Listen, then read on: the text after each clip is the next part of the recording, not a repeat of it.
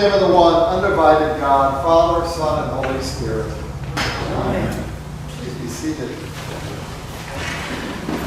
One of my favorite things to watch on television or on off the internet is shows that tell you how things are made. Different things, whether it be Tabasco sauce or jawbreakers. There are all sorts of things of the machines that people have created to make things and how they do it and who came up with the ideas. It just, to me, it's fascinating to learn about how different things, where they come about. I'm always trying to put things into place, put things in this, trying to figure things out. One of my traits, I suppose. In doing that, I also find myself making generalizations. And it's dangerous to do this, I know. And I can make a comment, I can blame the media, they're all this way, or I could blame corporations, or what they're doing is normal. It could be all the town government. This is a recent one. They're all crazy. This is generalizations about the state government. Calling the state the other day, and I was rather surprised by talking to somebody. I was expecting rather bureaucratic answers to things, and I was surprised it was a person that had kind of off-the-wall kind of a way of viewing life. It was like, whoa, this isn't what I expected. I'm always surprised when I have these generalizations of things, that there are always exceptions. We celebrate Trinity Sunday today, which is a hallmark of Christianity. And it is an amazing gift to the world that is oftentimes misunderstood and very complicated, and yet at the core, it's about the dynamic nature of God. We try to put God into a box. The great New Yorker cartoons of the flowing beard up in heaven, whatever it might be, this is what God looks like. The Roman and the Greek understanding of the gods up in heaven are doing their thing and we're down here doing our thing. Or the understanding that there is a structure to life and we are to follow it, the rules and the law. Christianity is a very different ballgame. The image of the Trinity blows so much out of the water because it is the three and it is one. It is this dynamic dimension. Father, Son, Holy Spirit, a relationship between a father and a son. I get that. I'm a father, a mother, and a daughter. I get this. I see this. This is how important it is. The relationship with the divine is a relationship. It is a dynamic relationship, something that moves and shapes and defines our life. And then there's the Holy Spirit, the elements, the understanding of wind, power, light. I cannot pigeonhole God in Christianity.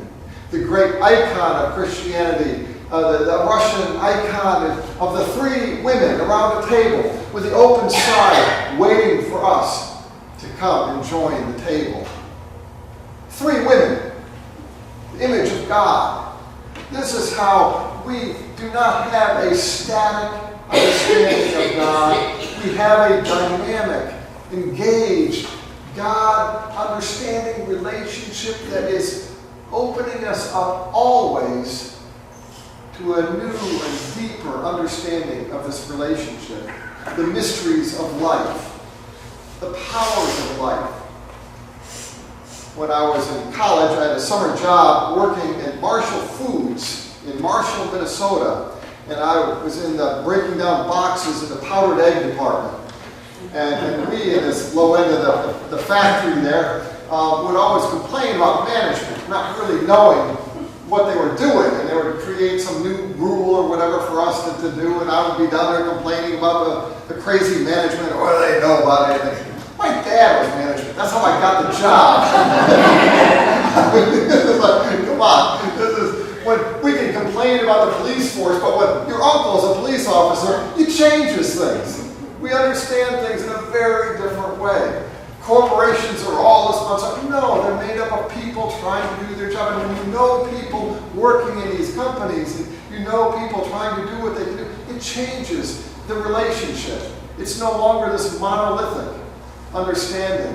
Well, all black people are this way, or all white people are this way. When you know when your grandchild is black, and all of a sudden I have a different understanding. Or as the only white person in Port-au-Prince on the street that I was walking down, I get a different understanding of things. We have ways as Christians that the basis of our faith is to have our understandings of each other and our limits and our biases blown out of the water. That is the definition of Christianity. I come and I set up my understandings and I'm going to be changed. God is love. I love that hymn. That is just such a beautiful one for Trinity Sunday. That's the core of the whole understanding of the Trinity. I want to understand, and the wisdom of God is this wisdom that is beyond our understanding. As in Proverbs, it is this amazing wisdom. It is not a wisdom that once I have it, I can control it, I can teach it, I can benefit from it. But wisdom continues to open up to something new. The Trinity is always something opening me up to experience God from a different way. Recently, in our parish, when Bill Goodwill died, it really struck me, his love of birds.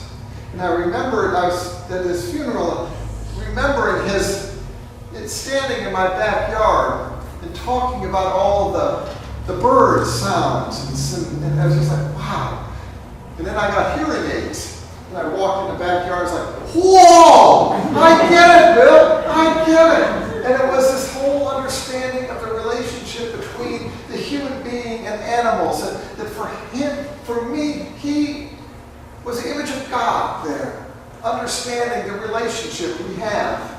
And it took me a while, and it took me some technology for me to finally get it.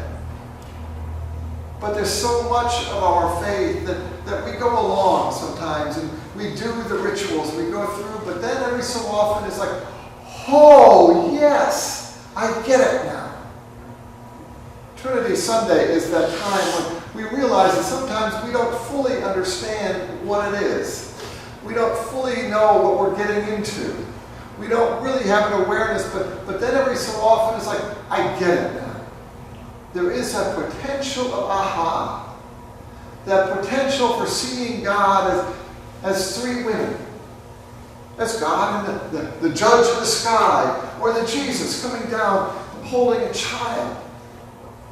The mother hen with her brood. Here are the images of God continually forming and guiding us in ways that we could never imagine. This is the power of God in the Trinity. Trinity Sunday. We have no clue so often when we enter this oneness of God, this three dimensions of God, this somehow awe-inspiring dimensions, but there is a way in which we mark it. And every year we have Trinity Sunday, and we celebrate that there's something larger than we understand.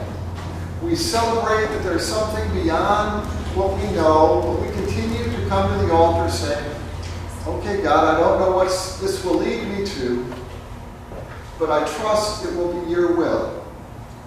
There was also Trinity Sunday that I always remember every year, because that is the Sunday that two people from this parish visited me in Newport News, Virginia. And it's also on this day that 30 years ago, Penn, you were senior warden when Tom Tuttle made the motion that you accept me as rector. So I always am very fond of Trinity Sunday. I didn't have a clue. I said yes, not knowing what was before me.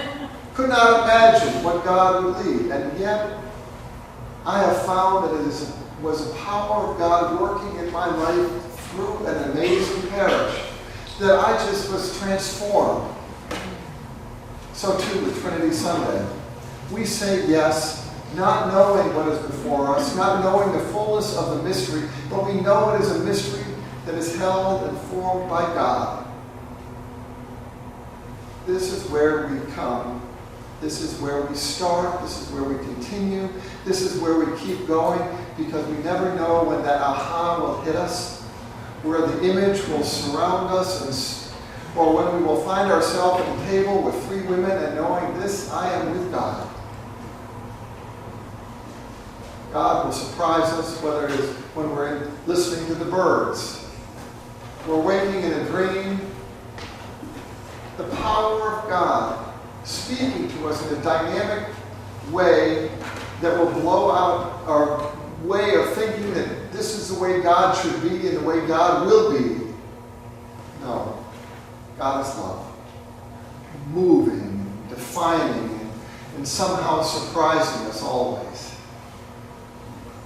Trinity Sunday is when we enter the mystery of that which is before and beyond what we could ever imagine.